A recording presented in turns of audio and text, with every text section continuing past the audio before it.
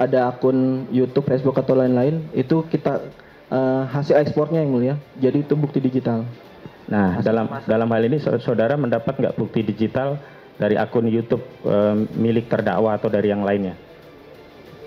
Kalau untuk dari akun YouTube, kami hanya menerima satu flash disk itu. Artinya saudara tidak bisa meyakini apakah itu dari akun tertentu atau kopian dan sebagainya? Itu kami tidak mengetahui. Tapi ya. Untuk yang hard disk yang mulia, itu berdasarkan keterangan penyidik adalah isinya ekspor dari akun YouTube-nya yang mulia. Keterangan dari penyidik. Tapi saudara sendiri tidak meyakini. Itu berdasarkan penyidik. Siap. Nah, pertanyaan SOP-nya apa boleh? Boleh apa? Segel itu dibuka, sementara yang lainnya tidak dibuka tadi. Jadi kalau di kami, ketika sudah kami serahkan ke penyidik, itu sudah di luar kami. Nah, berarti saudara tidak bertanggung jawab kalau sudah terbuka?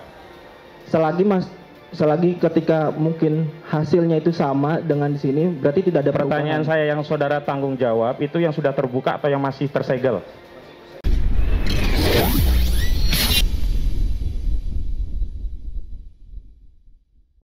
Saya masuk ke teknis, saya ingin penjelasan apa sih digital forensik.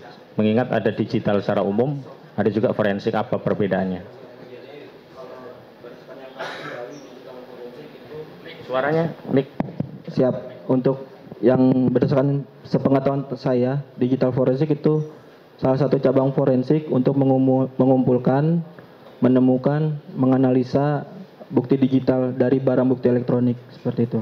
Yang termasuk bukti digital itu apa saja? Siap. Jadi kayak dokumen-dokumen tersebut yang ada di dalam barang bukti elektronik. Di sini barang bukti elektroniknya tadi sudah kami sampaikan, ada laptop, flash disk, hard disk, handphone.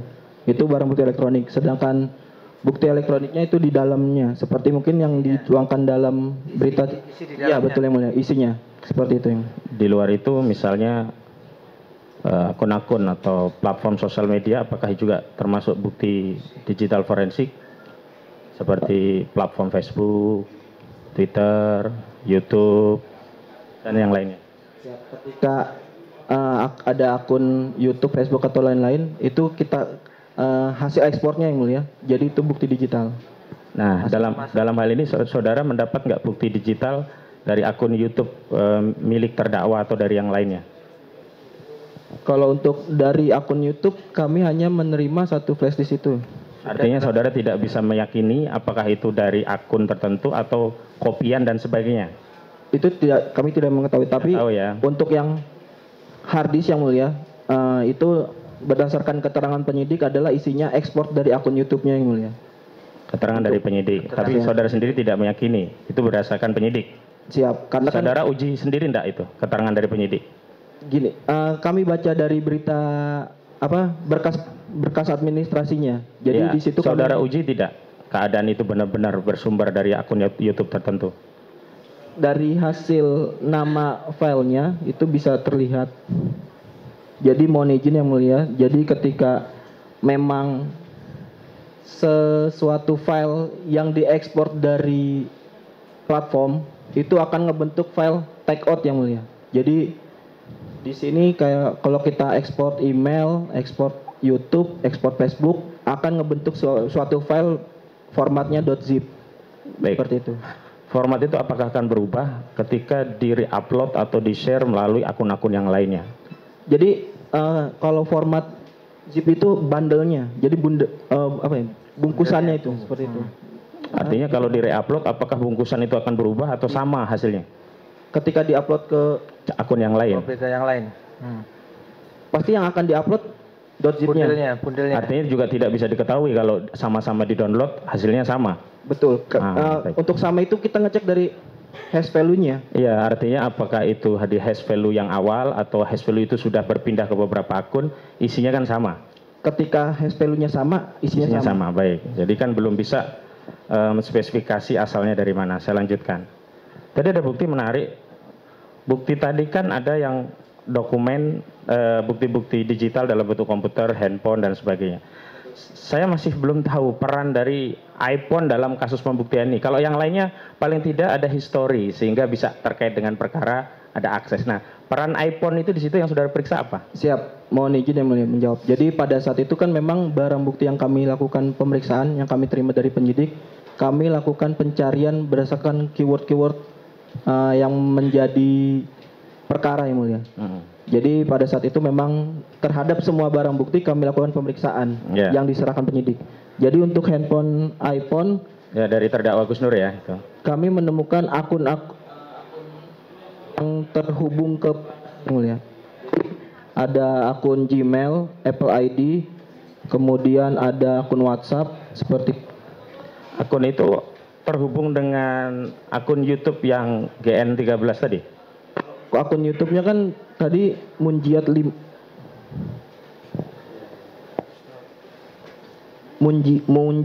Muhammad 51 @gmail. Ya, tadi ada bukti-bukti menarik ya. Saudara kan setelah saudara periksa, saudara bungkus rapi, dan yang tersegel itu saudara jamin masih utuh sesuai dengan apa yang saudara periksa digital forensiknya. Betul. Selagi pertanyaan saya, itu sudah ada yang terbuka satu tadi, flash disk.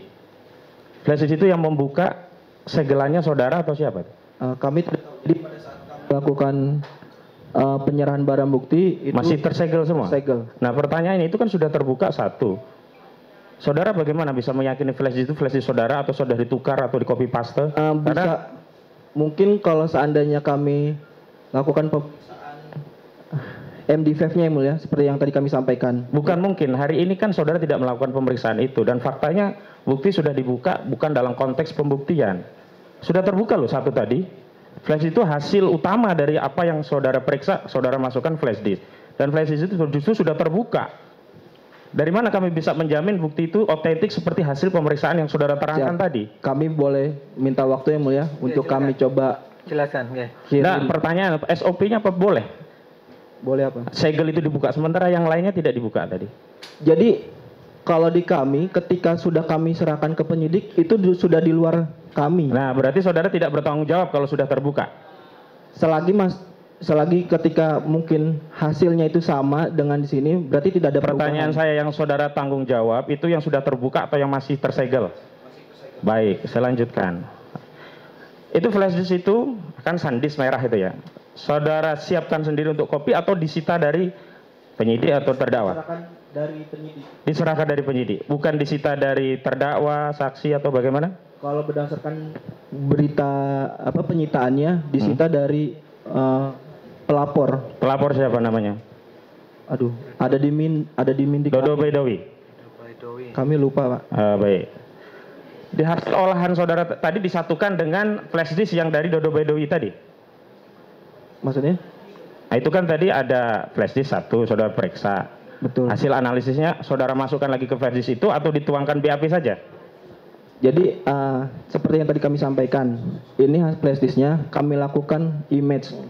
Kemudian hasil image tersebut yang kami analisa. Jadi setelah kami lakukan proses, ini kami tutup kembali yang mulia, kami simpan, Nah, hasil kopi tersebut kami lakukan analisa. Kemudian temuan-temuannya kami masukkan ke dalam berita acara ini. Seperti itu. Hasil olahan data yang saudara tuangkan dalam BAP itu bisa nggak untuk memastikan ini bisa diakses akun tertentu atau akun dari akun yang lain, atau saudara hanya memeriksa sebatas-batasan dari bukti yang dikirimkan penyidik? Betul. Begitu ya, berarti nggak tahu asalnya bagaimana. Itu sangat tergantung validitasnya dari bukti yang diserahkan penyidik. Betul, karena pada saat bukti elektronik tersebut diserahkan ke kami, kami cek mindik-mindiknya. Itu hanya untuk dasar kami, yang mulia. Jadi lakukan pemeriksaan. Ini sudah disita, ini sudah dibungkus, seperti itu. Kemudian kami lakukan pemeriksaan. Berdasarkan ini dari siapa? Itu tidak tahu ya. Urusan penyidik ya. Siap. Nah, saya tanya lagi lebih spesifik karena ini belum masuk kepada unsur penyebaran, akses dan seterusnya. Karena saudara hanya mengolah barang matang, bukan asalnya kan. Saya mau tanya, dalam proses penyitaan itu kan selain disita bukti tadi juga akses terhadap akun. Karena itu bukti kejahatan, maka biasanya penyidik juga menyita akses akun dan menguasai akun tadi, mengambil alih lah begitu. Nah nanti juga terdakwa ini kan ditanya ya, alamat emailnya, cara upload, cara re-upload dan seterusnya ada biasanya. Saudara terlibat nggak dalam proses untuk menyita akun tersebut sehingga akun tadi dijamin tidak berubah sampai proses pembuktian di persidangan? Terlibat tidak? Jadi mohon izin yang mulia, ada Jika memang penyidik membutuhkan backup kami untuk melakukan ekspor atau sita, kami hanya mendampingi dan kami hanya bilang, mohon izin ya Mulia. Jadi seperti kayak Memberi tutorial gitu doang ya? tutorial, siap. Untuk semua melakukan itu penyidik yang Mulia. Penyidik yang melakukan. Untuk kasus ini saudara ikut Oh ya, kasus ini ikut nggak, saudara? Untuk yang untuk pengambilan bukti. Pengambilan akun tadi, Iya. bukti-bukti dan yang lainnya. saya lupa yang Mulia. Kok lupa? Untuk Saudara terlibat nggak pada Oh, saat mengambil bukti untuk dari ekspor akunnya kami sempat menutorkan ke penyidik yang Mulia. Nggak langsung di hadapan penyidik atau ini prosedurnya begini atau ikut mendampingi penyidik? Siap, kami bukan mengarahkan, jadi kami menjelaskan yang Mulia. Jadi cara-cara tapi mengambil. tidak di PKP-nya istilahnya ya? Betul yang Mulia. Jadi agar mungkin ada beberapa cara ketika mungkin izin yang Mulia. Oke. Ketika kita ekspor mungkin kalau tindakan ekspornya salah itu bukan menghilangkan yang Mulia, tapi gagal ekspornya. Bukan menghilangkan filenya, Filenya. kontennya seperti itu yang Mulia. Berarti saudara Jadi hanya ketika kita mau ekspor, kemudian ekspornya salah langkah, itu gagal. Harus diulangi lagi sampai berhasil. Tapi tidak menghilangkan Filenya. itunya yang Mulia. prosedurnya demikian, tapi dalam kasus ini saudara tidak terlibat langsung dalam hal itu ya? Tidak terlibat. Baik, saya lanjutkan. Dalam konteks bukti-bukti yang saudara berikan deskripsi ini, begitu, manual kan tadi, ada nggak kemungkinan salah kutip, salah kata, tipu dalam proses penyalinan tadi? Siap, kalau dibilang ada kemungkinan salah, ada yang Mulia, tapi kami lakukan cross check ulang yang Mulia. Tadi kami sampaikan, kami dengarkan, kemudian kami ulangkan kembali. Jadi yang pertama kami dengar sambil ketik yang Mulia, kemudian kami pause, kemudian kami lanjutkan. Nanti ketika sudah 30 detik pertama yang Mulia, kami ulang lagi, tapi kami tidak mengetik, kami hanya mendengarkan dan kami memastikan apa yang kami ketik sesuai dengan apa yang kami dengar. Ya, prosedur itu kan tetap ada potensi keliru tadi saudara katakan. Siap. Ya, pertanyaan selanjutnya, ada nggak quality control terhadap kerjaan saudara sehingga paling tidak ada verifikasi berlapis lah setelah saudara ada yang memeriksa lagi begitu? Nah, kami bekerja secara tim, jadi setelah kami dengar, kemudian kami cek berdasarkan tim untuk mengecek setiap transkripan, tapi tidak bisa diedit seperti itu. Jadi yang tim itu kami hanya untuk read only. Jadi kalau memang kami kan bertim yang Mulia, jadi ketika misalkan dua rekan kami bilang ada yang salah, nanti kami cek apakah benar salah atau seperti apa, seperti itu yang Mulia. Jadi setelah selesai semua, kemudian kami coba buat pastikan, tolong dengar apa yang saya transkrip sesuai atau tidak, seperti itu. Tapi tidak bisa, tapi mereka yang mendengar tidak bisa mengedit seperti itu. Baik, saya mau minjam istilahnya Pak Kapolri ya. Dalam kasus KM50 CCTV itu kan ada istilah scientific criminal investigation. Bukti-buktinya kan berbasis saintik. Nah, kalau tadi kan masih manual, masih ada probabilitas untuk ada keliru, tipu, bahkan substansi juga bisa. Pertanyaan saya, ada nggak teknik tertentu di Direktorat Tindak Pidana Cyber yang bisa secara automatically, secara saintik itu mentranskrip dari video wawancara itu berubah menjadi tulisan yang persis seperti apa adanya begitu? Mohon izin, karena kami di lab cyber itu hanya komputer forensik dan mobil forensik yang Mulia. Mungkin kalau menggunakan video forensik itu ada, tapi kalau yang saya tahu, kalaupun kita mendengarkan video itu memang ada beberapa aplikasi yang Mulia, tapi itu tidak kami gunakan karena kami belum bisa memastikan apakah aplikasi itu 100% sama atau tidak. Jadi kami lebih baik menggunakan secara manual. Tapi kalau memang menggunakan video forensik, alat forensik video itu mungkin bisa yang Mulia. Sudah punya belum Bareskrim dalam hal ini? Untuk video forensik, Bareskrim ada di Puslapor. Untuk lab cyber di bawah Direktorat Tindak Pidana Cyber belum ada video forensik. Untuk kasus-kasus seperti apa yang itu harus dibawa ke Puslapor? Siap, mohon izin yang Mulia. Jadi terkait keaslian video, contoh pada saat kasus yang lalu ada hoax 7 kontainer yang itu terkait keaslian suara itu di Puslapor yang mulia. Jadi terkait video apakah ini video editan atau bukan itu di Puslapor. Karena di kami belum ada kemampuan atau alat yang mumpuni ke arah sana. Ya, sepengetahuan saudara saja. Apa yang membedakan sama-sama pasal hoax, yang satu harus sampai ke Puslapor, yang satu hanya cukup di Direktorat Tindak Pidana Cyber? Tergantung kontennya, Mulia. Kontennya ya? Tergantung kontennya, Pak. Nah, dalam hal ini konten yang hari ini kita tampilkan kan juga mengandung potensi editan. Nah, cara memastikannya Puslapor kan lebih saintifik lah menurut saya. Apakah memang ada batasan-batasan tertentu di SOP sehingga yang seperti ini cukuplah di Direktorat Pidana Cyber? Kalau itu kami ini? Nggak tahu ya? Okay.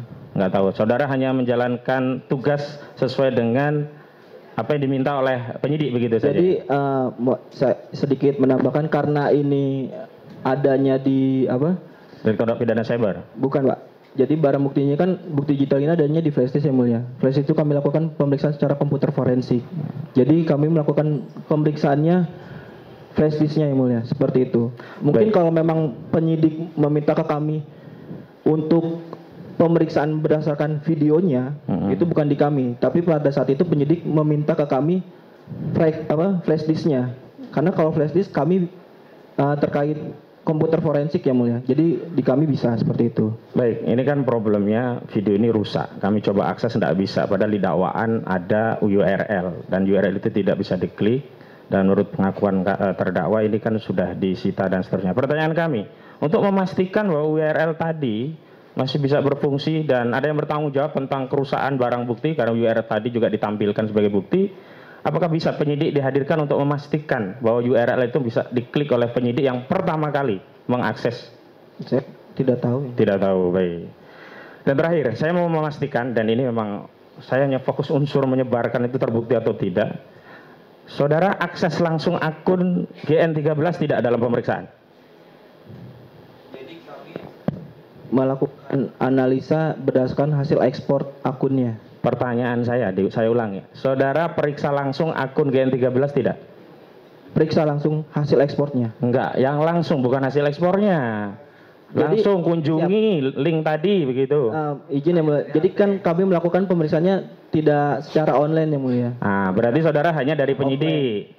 Betul, hasil ekspornya. Berarti tidak hasil begitu loh. Itu yang memastikan kami apakah unsur menyebarkan itu terbukti atau tidak di pasal 28 Undang-Undang ITE begitu loh. Oke, sementara terima kasih atas keterangannya. Cukup yang mulia dari kami. Masih ada?